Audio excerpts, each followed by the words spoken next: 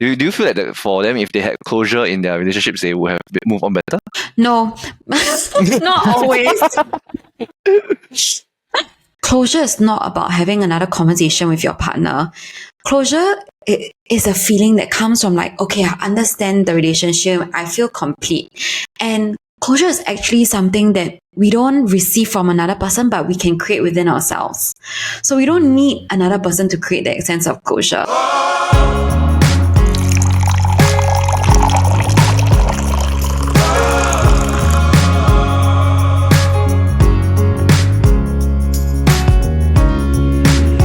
Welcome to our coffee shop. I'm your host, Ting Yong, and welcome to an episode of the KopiBros show presented by the Chit Podcast Network. For this episode, we are very, very honored to be able to talk to relationship and breakup coach Ambra Liew. It's a very interesting episode because after our football kaki, this is our first time interviewing an external guest for our KopiBros show. I think this is our first time talking to her in 10 plus years, right? How do you find this whole interview? I thought it was really very insightful, especially like you learn a lot of things that you never knew about relationship and breakup. Especially I felt the part about like when she was talking about the closure, like even simple things like how you need to work on yourself. You're still not okay after years after the breakup. It's really important to really seek a professional help to help you move on and get back to like the best version of yourself. I think we also talk about some quite funny stuff about how she started her coaching career and then some of her past relationships, as well as some of her stories about clients. Such a big difference because I knew Ambra from when we were just 16, 17, and that was really a lifetime ago when I saw her in the previous relationship and her previous relationship. So that's where we first met. So honestly, it's really such a crazy change to see where Ambra has grown and became like such a really like confident and bright woman. Correct. Really assists like strong and confident women to be back to where they want to be. Yeah. Okay, so without further ado, let's tune in to our episode. Today we have a truly special guest joining us. She is a breakup and relationship coach who specializes in helping ambitious, high-achieving women feel happy, whole, and enough, whether they're in a relationship or not. Through her customized one-on-one coaching, she empowers women to build self-love, break free from unhealthy relationships, and stop self-sabotaging patterns. If you ever found yourself in a cycle of different guys, same disrespect, or struggling to find confidence in love and life, she's the expert you need to hear from today. We are very happy to have on the KopiBros podcast relationship and breakup coach Ambra Liew. Ambra, hi, thanks for coming. A pleasure to have a superstar. The other day, looking at your Straits Times post, what was the title? A coach to guide you through heartbreak, right? Yeah, correct. That was the title. My piece was very good, but it was quite like a sad topic. Like they were kind of like checking. The theme was like regulating coaches to like see like is this a regulated like in industry. That was why the ending of the article was so weird because I thought in front talk a lot about you, then quite fun, and the ending is like suddenly transition to regulation. She also expresses worry that the industry is not being regulated enough. That's a topic for another day. But yeah, this is well qualified.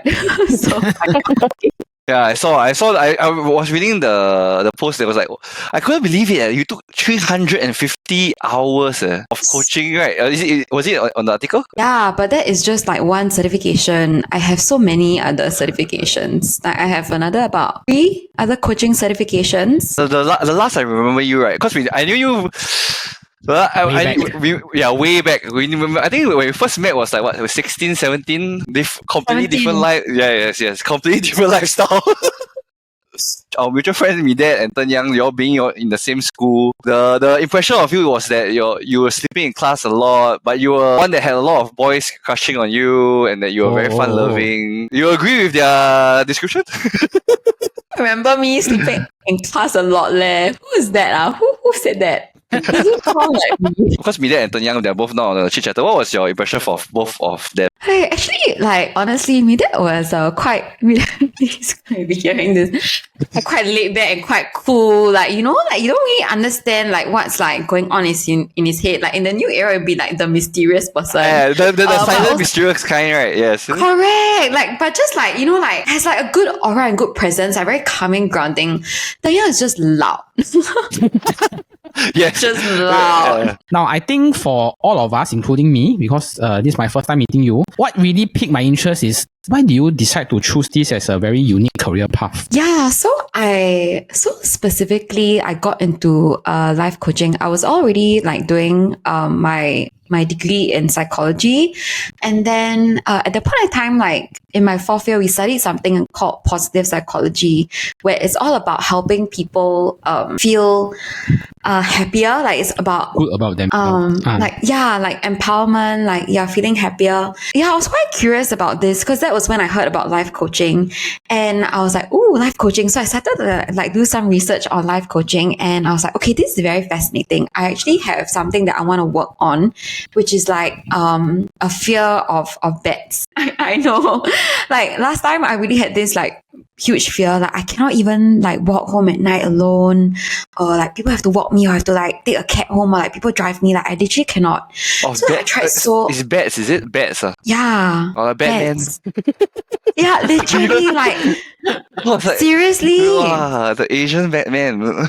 Yeah. But at that point in time, I'm the Asian scared man, not Batman. Yeah. Cause yeah. So I really tried so many things, literally like hypnosis, past life therapy, body talk, energy healing, Reiki master, all these kind of things. Oh, I even went for like psychotherapy, like counseling, just everything Wow. to help me. And then like nothing really worked. And everything always claimed, like this go help you, like, okay, then I always like, okay, I'm gonna try. It's like it might work.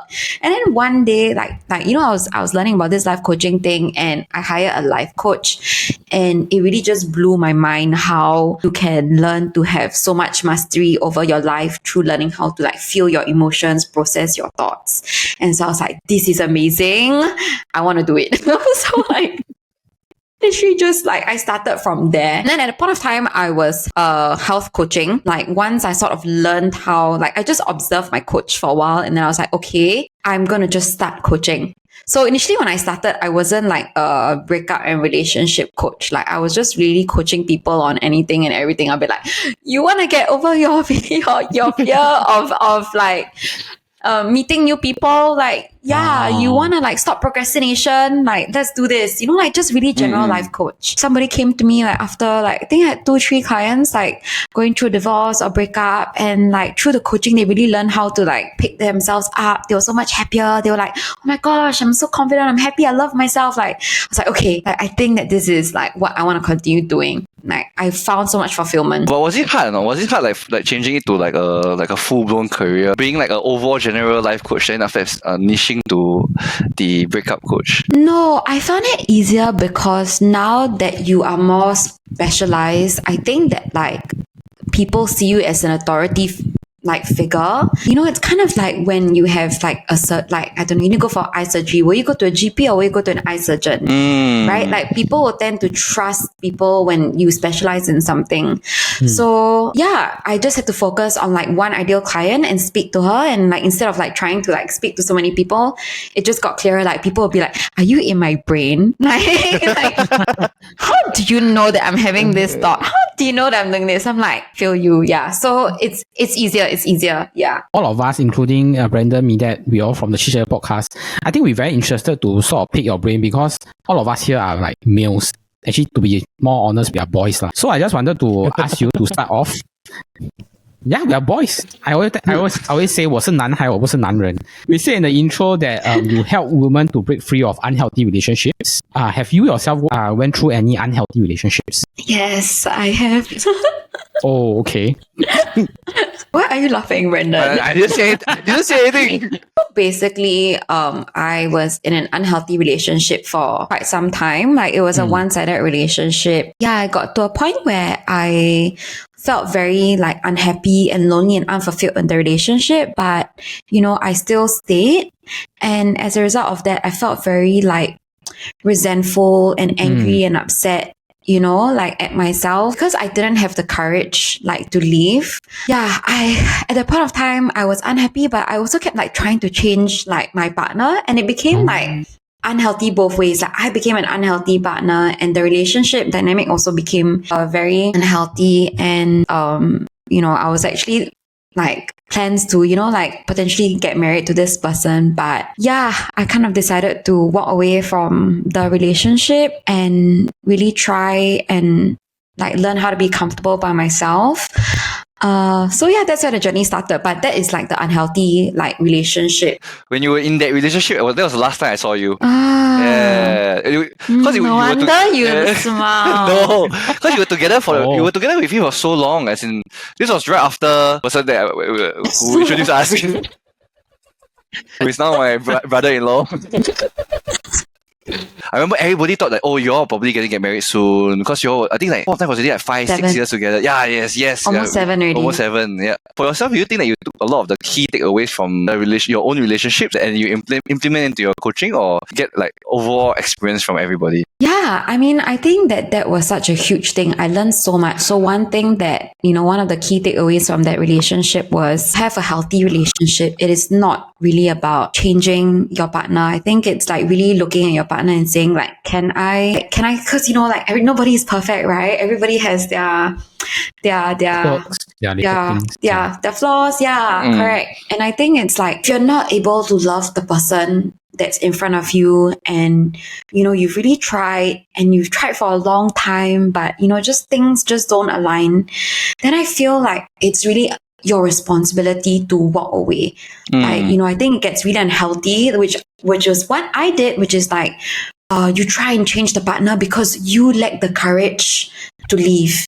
Right. So I think that's the first thing that women or men, whatever, like we need to understand is that to stop over focusing on potential. Because I think that's also what I did. I was like, okay, you know what? Like maybe one day this person's going to change. And I think that it's not fair to whoever you're with. When I left and I had the conversation with my that partner at that point of time, I said like, really like, I'm leaving also because like I love you and I want the best for you, and I think that you deserve to be with somebody that like can accept all of you just the way you are. Like it's not nice for me to like continue to stay when I'm feeling all of these feelings, you know? It's really the you deserve better and you deserve better kind of vibe. Yeah. It's not you, it's me.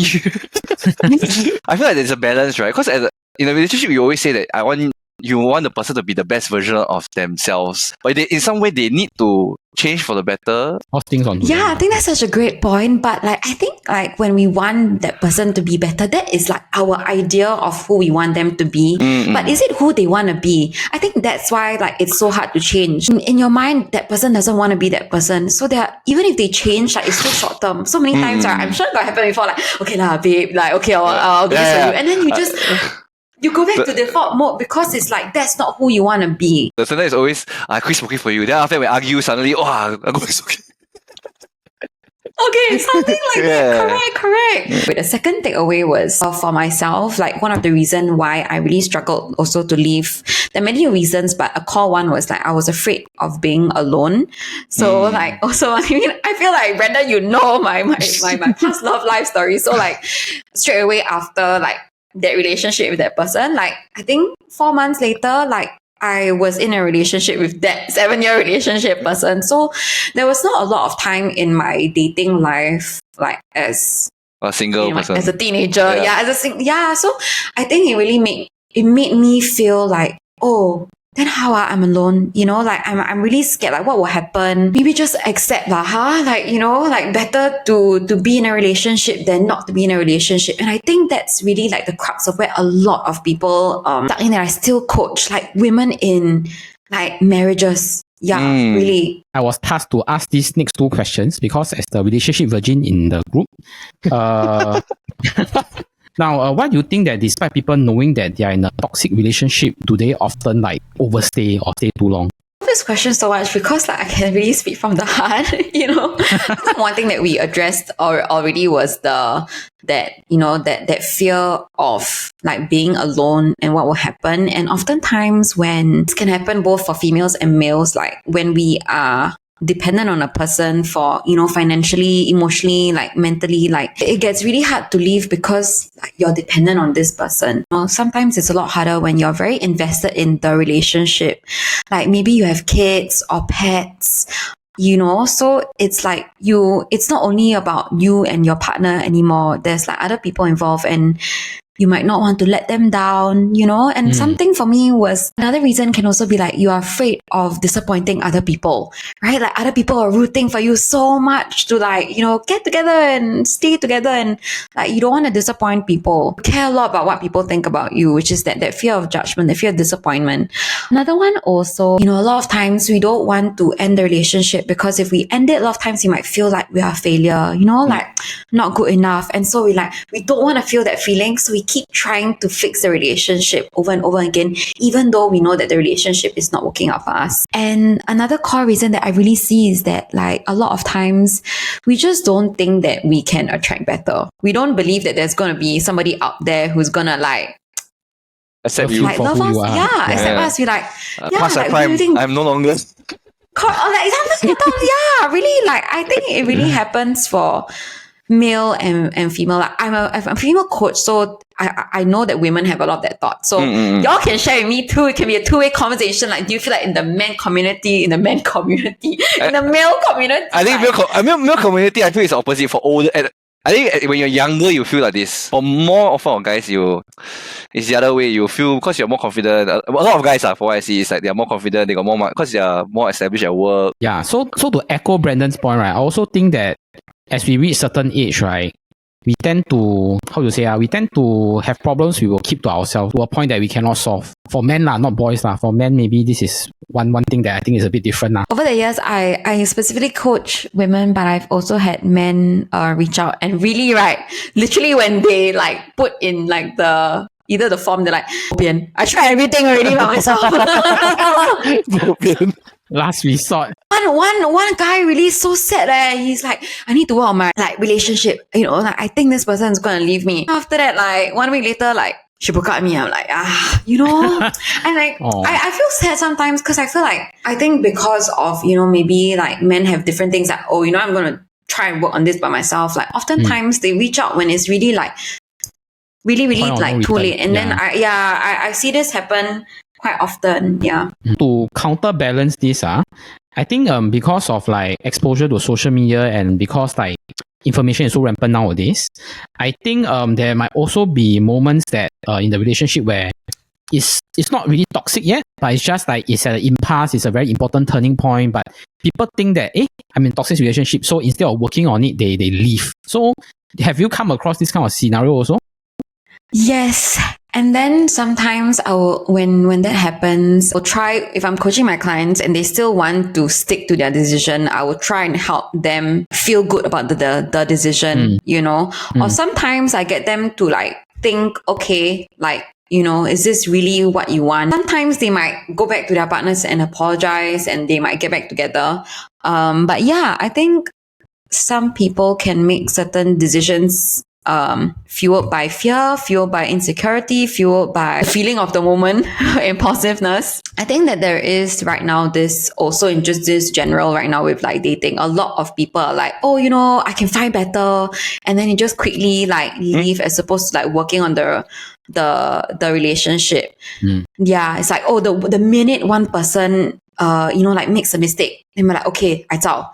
And it's like, I think that's not healthy too, like the feeling of like the grass is green on the other side. So yeah, teaching people to build their resilience to also overcome when they feel tempted to leave and avoid and run away is very important. I would think especially for this day and age, right? Like especially with the like nowadays all these new terms, situationship. Situationship. Wow, I completely mind blown at what is situationship. I was just like thinking, this did not even exist.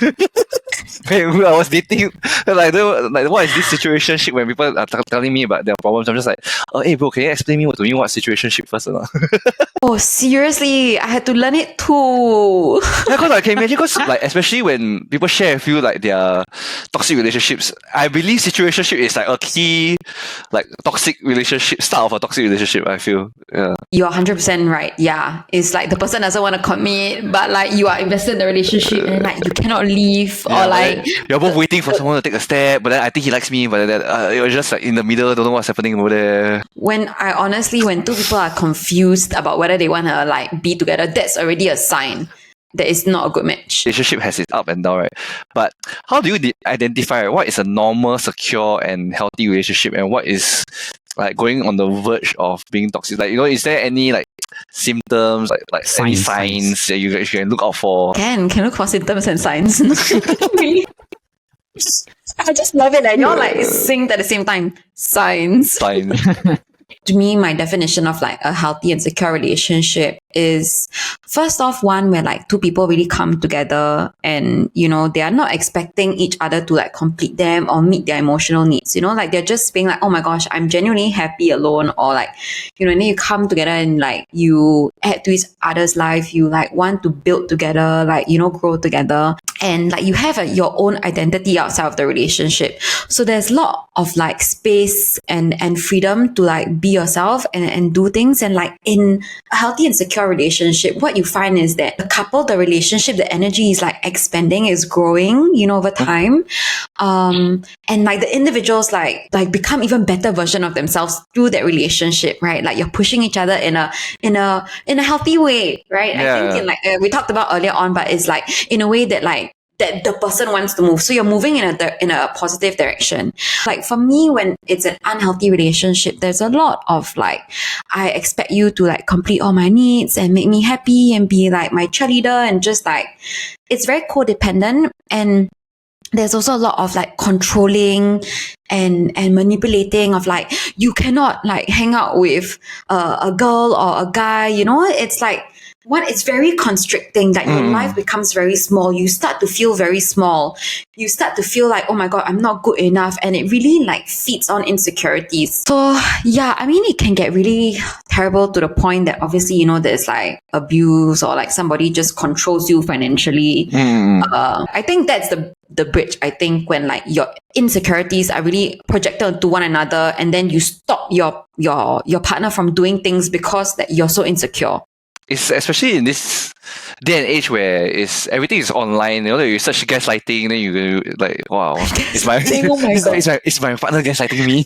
What do you feel is an important indicator or markers, right, for people to feel that might not be able to differentiate being in a healthy relationship and being a toxic one? Like sometimes having some boundaries is like what you say, like you need some your own space is good, but like if my boundaries or my restriction is restricting that person, then it becomes a bit unhealthy. Okay, so my definition of a boundary is like a limit that we set in like a relationships, like things that we will not tolerate. I think fundamentally when you have a boundary, right, and you understand why that boundary is important to you, if your partner like really cannot accept that boundary, then I really feel that like it's going to be hard for that relationship to move forward, really. Yeah. Whoever is hearing of that boundary, they need to realize whether like, this is somebody that I can be with. Like, can I be with somebody who's not going to let me, like, who's not going to be okay with me not going out? What is the most like common issue, or let's say most common trait that you have seen in your different sessions with different people, or through your more than 350 hours of coaching? It's even more than 300. I don't know how many thousand of hours I do already. I think it's really that, like a common boundary issue that I have, like that I see my clients face, is like, I really don't want my partner to like hang out with other women or like text their ex or still, like these are the things. But I think whenever I coach people on boundaries, right, I make sure that like, is the boundary coming from a place of like, I'm doing like, I do not want this because this is not something I'm okay with, right? Or is this coming from a place of insecurity? Oh, okay. So like if it's coming from a place of insecurity, I really like to spend time coaching on that person to be like, okay, I'm confident and secure. Like I'm just setting this boundary because this is something that I'm not okay with. I think that's where the line crosses. So a lot of times actually, right, when my clients, they come in and they actually learn how to be more secure, like they love themselves, they trust themselves, like, they know that even if this person leaves or whatever, that they'll be able to find another person, right? After a while, they realize that, okay, you go. Like actually, so the boundary that they were setting was actually a sign of something deeper that's going on. But a lot of people, because sometimes they don't know, then they just think like, oh, that's how it is.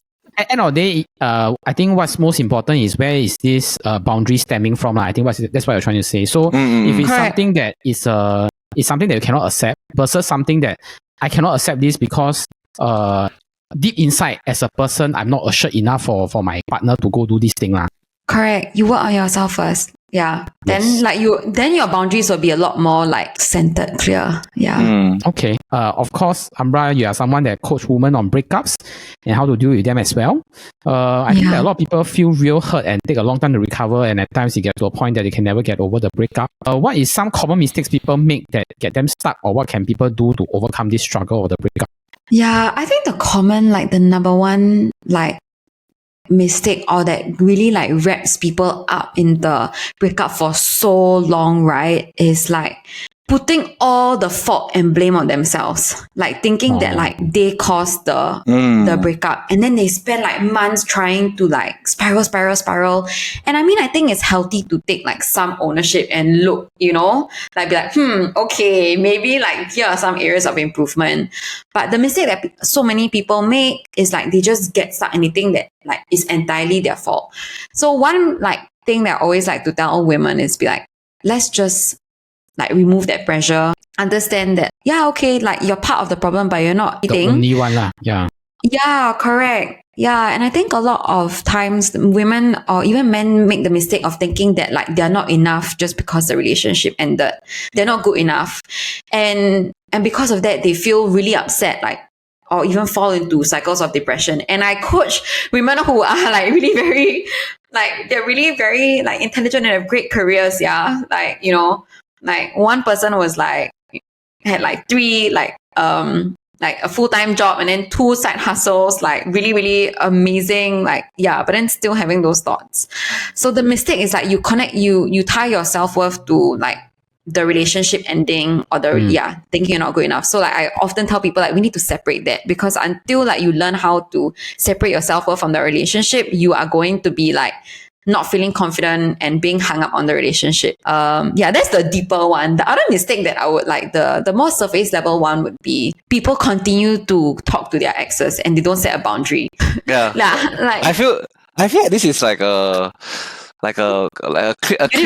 universal. Yeah. It always happens. I always see friends and people who cannot get over their ex is because they somehow include their ex in their lives still. Yeah. No, but what would your advice be? Let's say if you have no choice, for example, this person is literally my boss or / colleague or / in my church or / in my friend group, that I have no choice but to still talk to this person every week.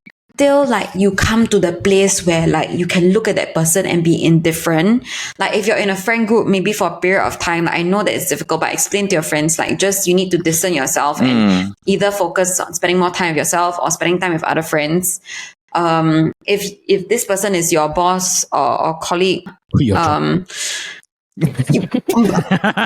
honestly, sometimes people have quit their job, but if you don't want to quit your job, you can also just reframe from talking too much about if you need to talk, just be factual, talk about work stuff, nothing else. Don't talk about personal life. Nothing. Just be do you do this? Do you completely professional. Because if not, it will be because I've seen before, it will be a pain, even the moment any relationship details come out, but this person's dating new or whoever's dating new, then it gets the entire atmosphere suddenly just oh wow, this is just heavy. Can it's feel a downer, right? Yeah. So I would say honestly try your best to break contact, but that is still not enough. Correct. You still need to work on yourself. You still need to work on those other things that I talked about. I feel it's more often in girls than in guys. I don't know why that once they break up, after that long relationship, they haven't got into a relationship ever after that. They never recovered. Yeah. Oh my god, you're so right. You're so right. You're so right.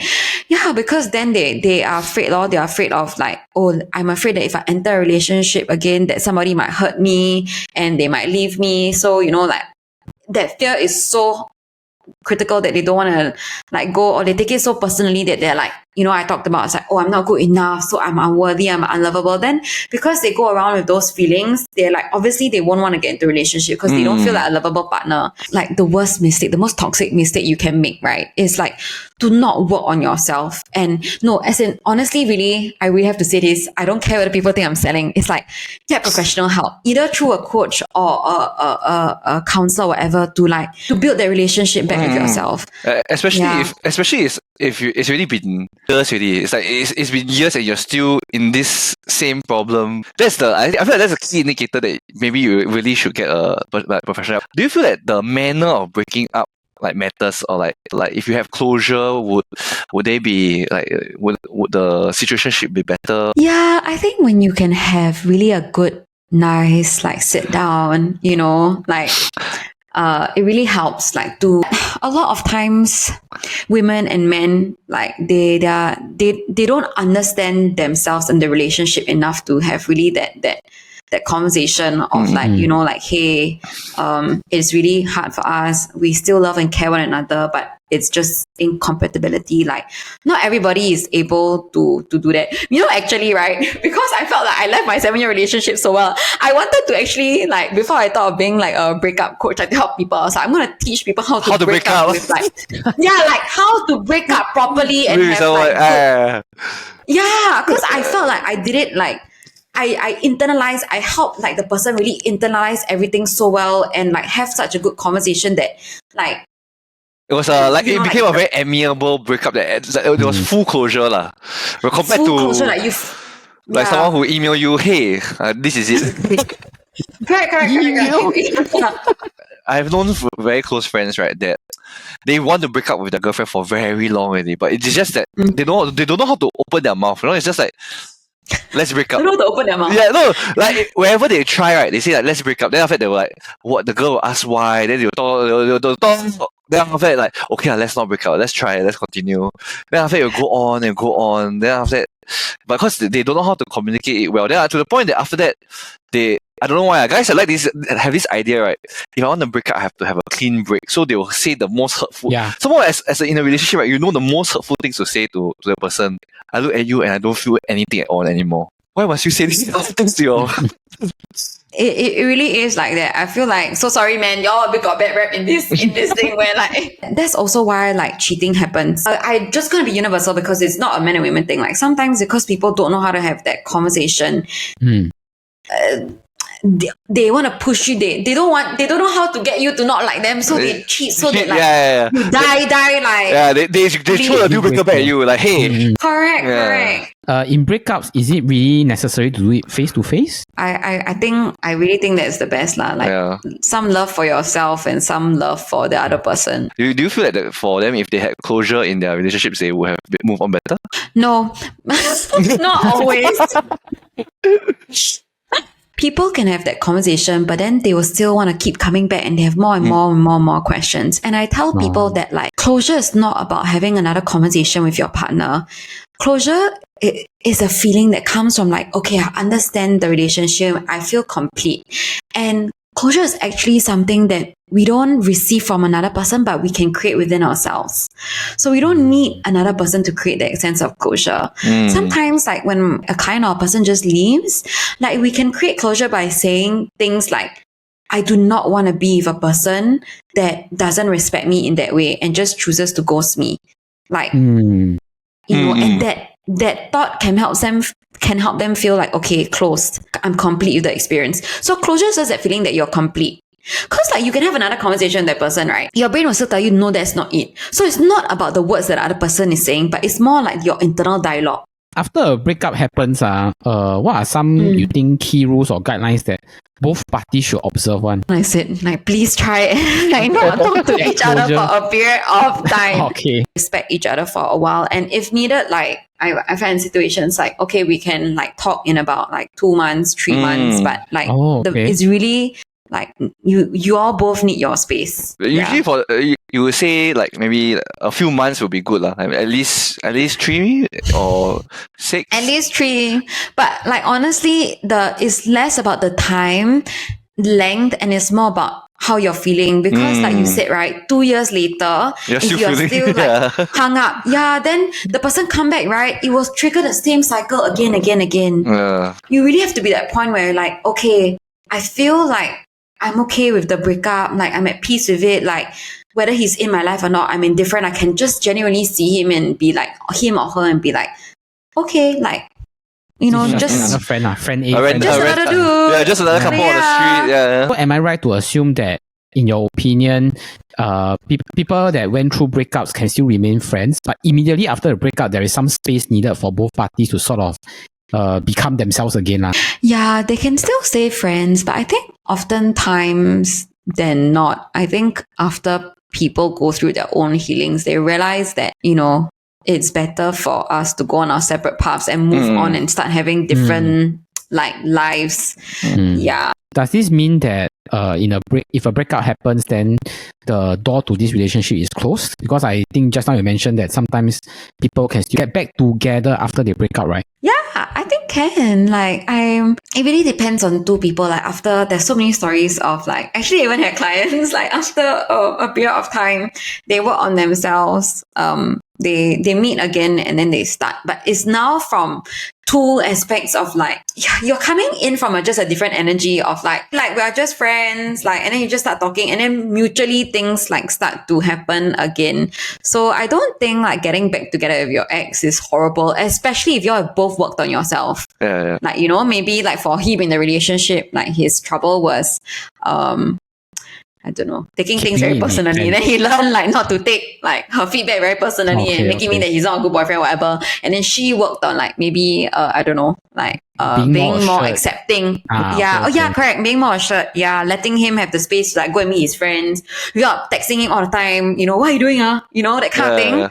So after they actually work on those individual things, they still love each other, right? They still might have shared goals, shared vision. And yeah, if it happens again, why not? I often tell people like, just because it ended, the chapter ended for now, doesn't mean that the chapter might not reopen in the future. But you have to work on yourself first, like as if it has ended. You cannot be attached to it happening again. Yeah, you cannot walk yourself hoping that, oh wow, the chapter is going. I have to make myself ready for that chapter to come back. Anyway, if the chapter doesn't come back, then you will just fall right back down to fast again. Yeah. No, just because you graduated from the relationship doesn't mean that you cannot go back to school. Wow. Go on. Philosopher. Philosopher, yes. Yeah. But just to close off this episode, what would be some of the key things you want the listeners to take away from you? When work on yourself is very vague, but like understand, because relationships are actually like mirrors of the work that you need to do within yourself. It's less about the other person. It's more about what's going on internally. So figure out like, what are your challenges? You know, is it, a fear of commitment? Like, is it the fear of being rejected again? And like truly take the time to work on like your fears, work on being more secure, and also identify like what is important to you in a relationship, what your boundaries are, and what you're looking for in a relationship. We didn't talk about this, but I just feel inspired. Like, we make the mistake of like, oh, you know, just so much chemistry, connection, but like chemistry and connection is not enough to have a like marriage, like a long-term relationship. Your values need to align. Like, y'all need to be compatible in terms of how you all communicate. So like, these are the kind of key things, like really looking at that before you get into another relationship. But yeah, really fine. Just learn how to be happy by yourself. Yeah. I think when you are really happy about yourself and you have a good relationship with yourself, like you'll be able to extend that to another person, you know? Yes. Self-love, guys. Yeah, which I always feel is so true. Because if you can't even be happy with yourself, how do you expect other people to be happy with you, right? Thanks, Ambra, for all the time here and your insights. No problem. So how we want to let the people know how can they find and reach out to you if they want to like to work on themselves. Love yourself 123 at hotmail.com. That exactly. I don't know where it's gonna go to, but it might go to another profile that talks about self-love. They can find me on Instagram or TikTok. My handle is Ambra Liew. I'm assuming that y'all will also put my handle. Of course. Yeah. Correct. My email is also Ambra Liew. My website is also unvalue.com. So there's like no way for you to like not get it right, man. Yeah. Yeah, it's like consistency. Yes, Google Ambra Liew. No, don't Google Ambra Liew. Oh, yeah, okay, maybe. No, I believe okay, if you Google Ambra Liew, the first, if I remember correctly, the first thing that comes up is firstly your website, then after your Instagram, then Hey, you're right. Oh my god, yeah, it's my website, my Instagram, and what else could it be? What else would pop up if you search Ambra Liew? on videos. I'm on videos. Like I'm on YouTube. Yes, of course, but you're googling not on YouTube. What you Google will be always come up with a website first, then after YouTube. What no? God, I didn't realize that I was on a talk show. Then sorry. No, I knew I was on a talk show. But I didn't realize that the video was on YouTube already. Wow. Call me the next Oprah Winfrey. Can I expect a car from you? Yes, please. Car? When Oprah Winfrey. Hopefully we can have you back in the future to do a part 2 to this, and this will probably be stronger focus on the male perspective, or even allow our audience to write in. Even when I was doing this, my wife really, especially with my wife and her friends, already have like some questions that they wanted to ask. Then I'll just tell them, you just ask them on the FAQ. Then after that, like we will just do that in the next episode because that's really too much already. Yes. Hey, okay, that's cool. I will actually be really like curious to know like what are their questions. Yeah. What do men really think about before they sleep? My wife doesn't. My wife literally asks me that every other night. Like, hey, what are you thinking about? I was like, babe, I'm literally thinking about how to go to sleep now. I have no idea if your wife is in that, but I am like the most like the yapper. Like just before bed, right? Got so many questions. Like, so do you want to know about my day? Is your wife a yapper also? I feel it's a girl. It's really a girl thing. Yeah, like at 2 a.m. Hey, let's talk. Like hey.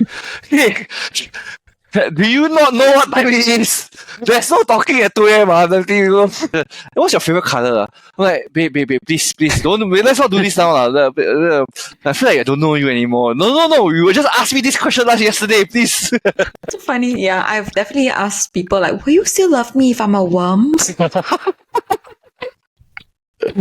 So I hope we will probably get you back. We'll get a list of those questions and we'll make sure that get them all answered. Yes, our answer. Let's go.